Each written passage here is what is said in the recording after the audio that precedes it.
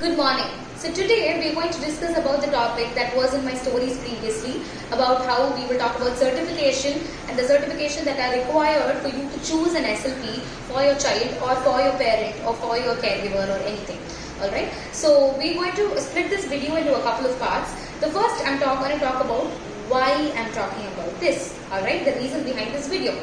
So I am seeing, and a lot of SLPs will also agree with me, that we've been seeing a lot of handles on Instagram talking and giving random advice about speech therapy when they're not qualified to do so.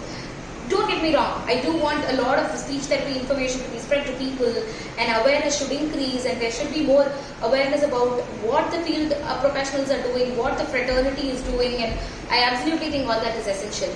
But unqualified people giving unsolicited advice is not okay. And recently we saw a couple of parenting handles giving tips and tricks on how to go about a speech delay, how to approach a speech delay, and how she's giving free workshops and all that free stuff. That is not alright. And we are here as qualified professionals, as speech pathologists, ready to give you qualified evidence-based, research-based evidence and facts about this, and this is what you should take and this is what you should take forward for therapy with your child. Alright. So the things that you should do to become a speech pathologist, or things that you should consider in a speech pathologist before you take them up as your therapist.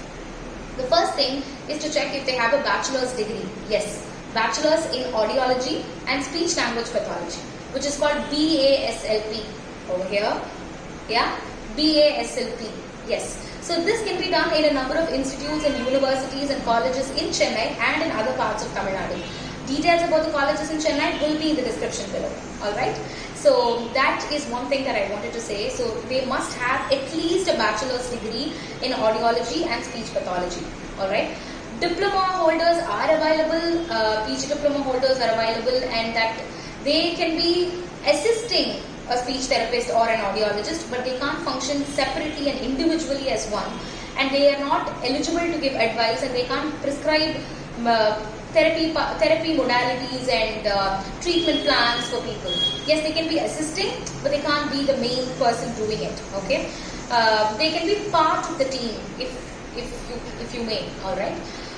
So that is the first thing. The second thing that I do want to talk about is masters in speech pathology, or masters in audiology, or masters in audiology and speech pathology. Alright.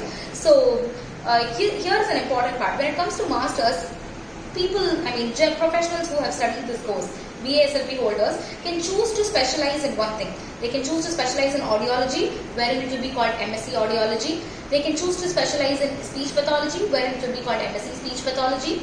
And they can choose to do a dual degree at their master's level, which is audiology and speech language pathology. Alright. So it is important that you will choose someone if they have done masters, then it is important that they have a degree in this, either an MSc Audiology or an MSc Speech Pathology, or from an MSc or an MSc in Audiology and Speech Pathology. Alright.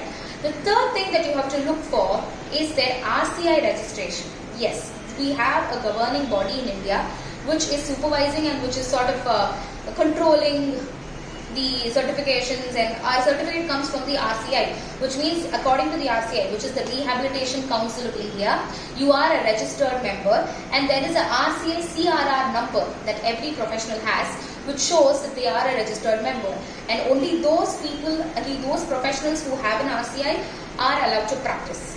Alright. So please make sure that you get their RCI number just for your reference, just to know that they are qualified speech pathologists, just to know that they are qualified audiologists, so that you're taking the right information from them. And if in case treatment goes wrong, you can also make sure that you can take legal actions against the therapist if they are only a registered member. If not, you cannot. Alright. So that is one thing that I would like to bring to your notice. Please make sure you take a qualified professional. I'm stressing the importance of this time and again because I feel like it is my duty to. So yes, that is about it.